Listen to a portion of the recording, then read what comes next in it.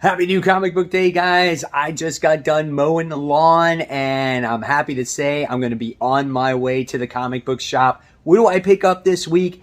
We'll find out. But before we get started, what's your least favorite chore to do? Is it mowing the lawn? Is it doing the dishes? Is it doing laundry?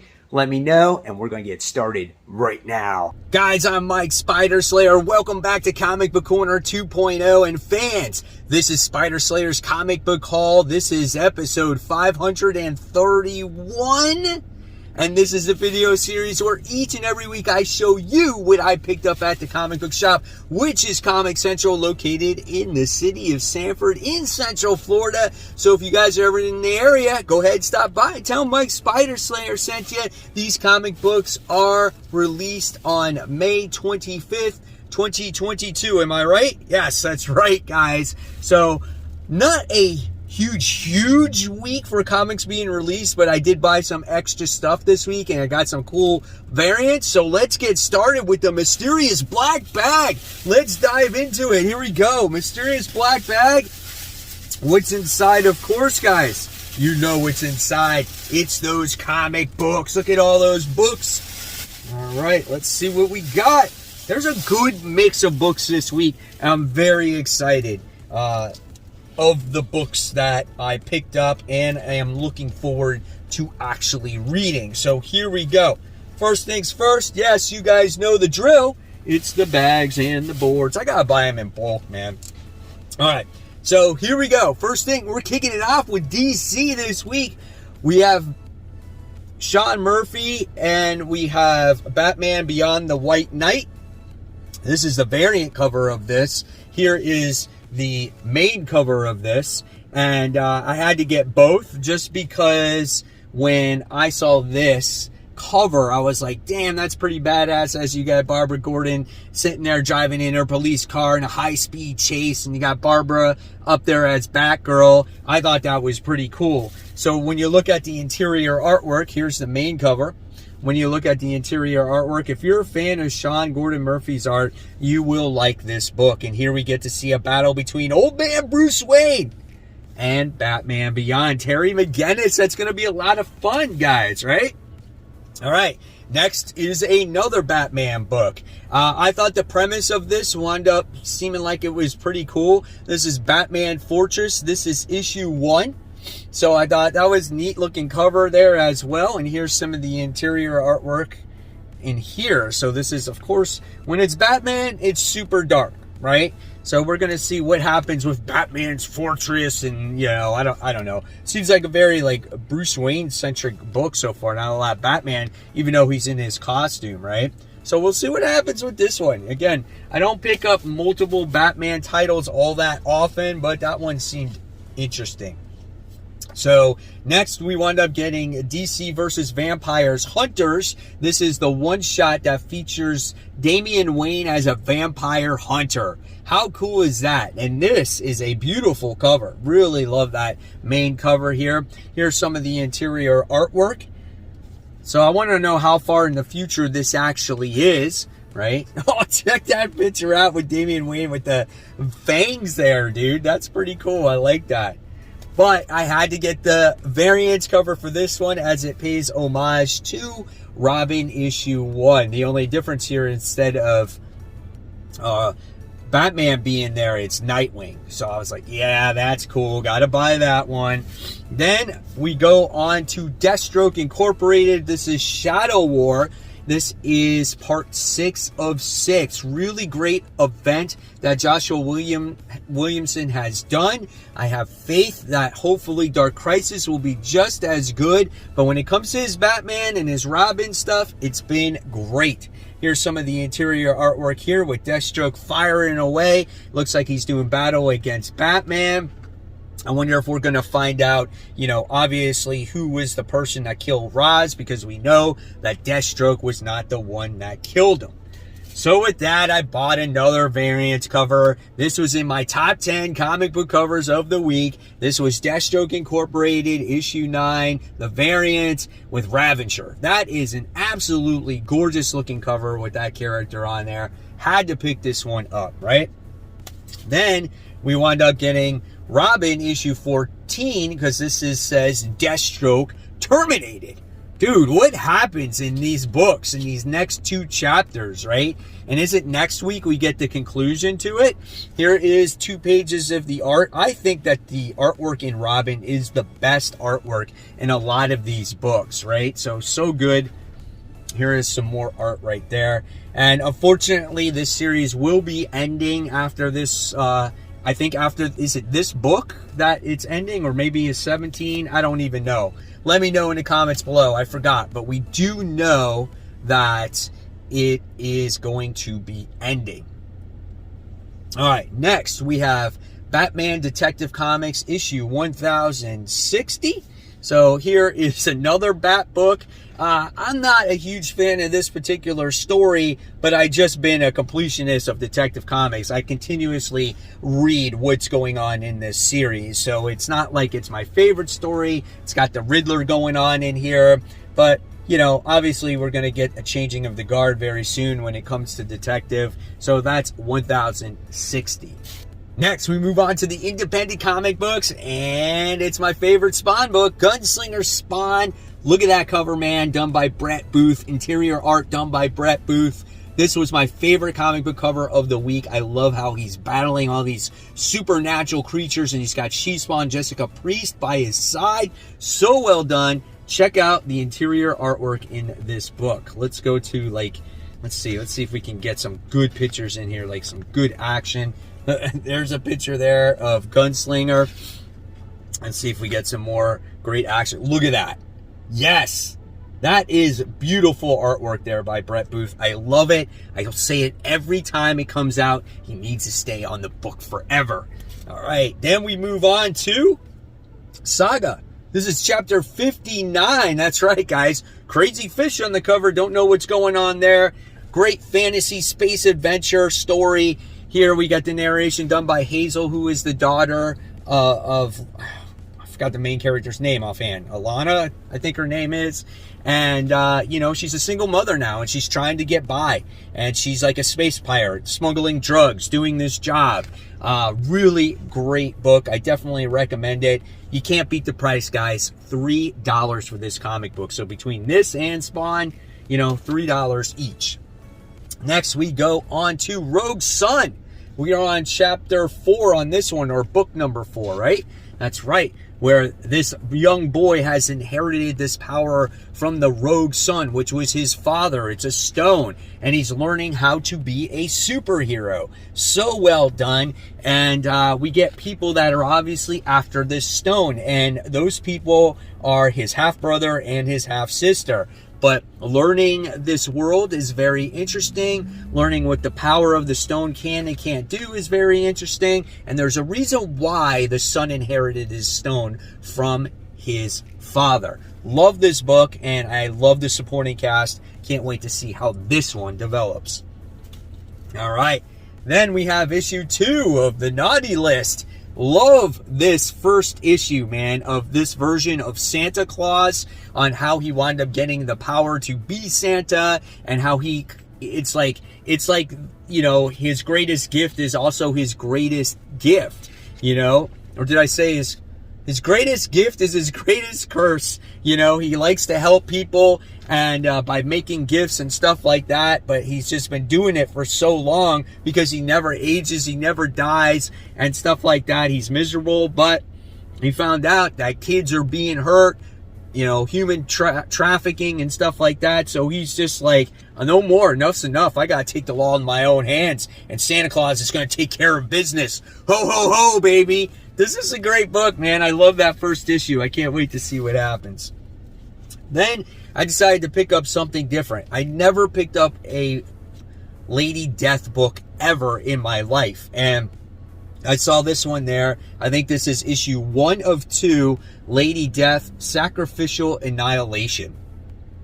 Beautiful cover. Love the colors. Really pop. Yes, Lady Death looks good too, but again, it just really brings you to her, you know, and I thought that was gorgeous. Here's some of the interior artwork. I don't know if I'll get into this book at all because I don't know any of these characters, and again, it's only a 2-issue book, So we'll see, but I like the cover, so I guess at least it's a cool cover buy, right? Then I wound up getting Something is Killing the Children, issue 23. Phenomenal independent book right now. Love how Erica Slaughter kind of got framed for the murder of what's going, of what happened in the series right now. Because there was this little girl that we were introduced, and her parents got murdered, her grandparents got murdered, and Erica Slaughter was investigating the scene, and there happens to be a sheriff there, and now she's being booked and being thrown in jail. And there's obviously somebody out there that has a hit on her as well to kill her because she is not doing her job, anymore. She's straight off. So based off of the last story arc. Really good stuff, man. Something is Killing the Children, issue 23. Then I got the variants. So we got the bloody variants right there, right? So, and then you open it up and you got that. So you got the bloody variant. I guess that's what we'll call it. And then you got the non one, right? So you open it up and then you get that. So as a much maybe younger Erica Slaughter. So I got those two. Now we move on to Marvel Comics. But before we do that, I got to go into those Facebook shout outs. Our first shout out goes to Brandy, who got that sweet foil House of Slaughter #1 signed by James Tynion, and her cat was pretty impressed by it. Thanks, Brandy. And then next we have Scott, who asks, anyone else collect these Aftershock mask variants? I didn't even realize that they made all these masked variants. They're pretty badass, and let me just tell you, that Aftershock comics are really good as well. Thank you, Scott. And then we have Richard Cambridge, who said, just love this David Mack White Tiger cover. Had to get him to sign it last year, up there in one of my all-time favorite modern covers. I had to share this as well because when I saw this on the Facebook group, I was blown away by it. This is absolutely gorgeous.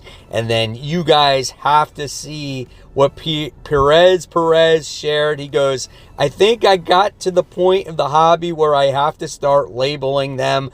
LOL, damn. Look at his comic book room. It's totally insane with comics all over the place. Guys, want to be part of the community? All you got to do is go onto Facebook, search for Comic Book Corner 2.0, Webheads Unite, and then all of a sudden you will have access to this wonderful community where we share all our comic book hauls, CGC books, old school comics, and a whole lot more. And the biggest thing is, guys, you never know when you could get shouted out in future Comic Book Day hauls. All right, so we continue on, like I said, with Marvel. We'll see how issue 1 turns out with Spider-Man 2099 Exodus, introducing Winter Soldier 2099. I did not like the 0 issue leading up to this. It was very boring, very slow. But we're going to see now how things develop. And if this does not capture my attention, I'll probably wind up dropping it. I don't know. We'll see. I'm not a very much of a fan of this artwork just firsthand, but definitely that's not the only thing that makes a book, right? A lot of it has to do with, the storytelling in here. So here's some of the action going on right there. So yeah, we'll see what happens. Brand new character. Take it for what it is. Spec book, whatever. I don't know. But I wound up getting the variants cover because I love the way this cover looks. I mean, it looks so nice with the new character on there. So I picked it up. So there you have it. Then another book that people are highly anticipating this week, The Amazing Spider-Man issue 2. The fallout between Mary Jane and Peter Parker. What's with the fucking kids? Like, I don't know. We'll see. Look at this little kid. Look at his head so big, man. Look at Peter. He's like, what's up, guys? I don't know what's happening here. Here's some more interior artwork there. Is that his daughter, the Beetle? Yeah, that's his daughter, Tombstones. So we'll get some Tombstone action in here. Let's flip through more stuff. Let's see. Here's some more interior artwork. Let's check out some more. We got the white, was it the White Rabbit in there? And then here's, that page is not bad right there. That's actually pretty good. So we'll see what happens with it. Looks like Spider-Man's doing battle against Tombstone. Didn't see much of Mary Jane except in the beginning. You gotta love this Inyuk Lee cover though. That is nice right there. Love Tombstone's face. That is the way you draw Tombstone. Not what's going on in that book. So, yeah. There you go.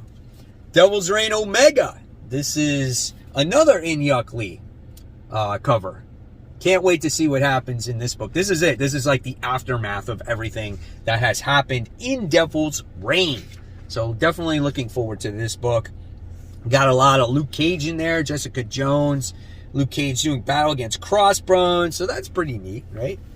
All right. What else we got here? We got quite a few things still going on. We got the Hulk issue 7, or legacy numbering 774, where you got Hulk and Thor doing battle. Pretty interesting last issue. You got Tony Stark in this one trying to do battle against Hulk as well. Yeah, man, look at all this action. God, I can't wait to see what's going on in this book. Yeah, this is going to be fun.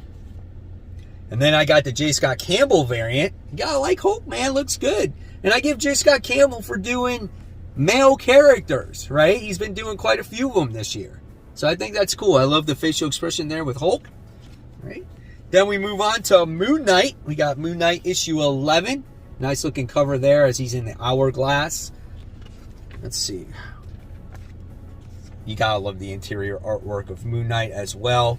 It's been a solid book. I'm not going to say it's my favorite book, because I haven't really been into Moon Knight in the comics all that much. So I'm still getting to learn the character a little bit, but I love the art in here, and the story is pretty good too. I love Jed MacKay as a writer.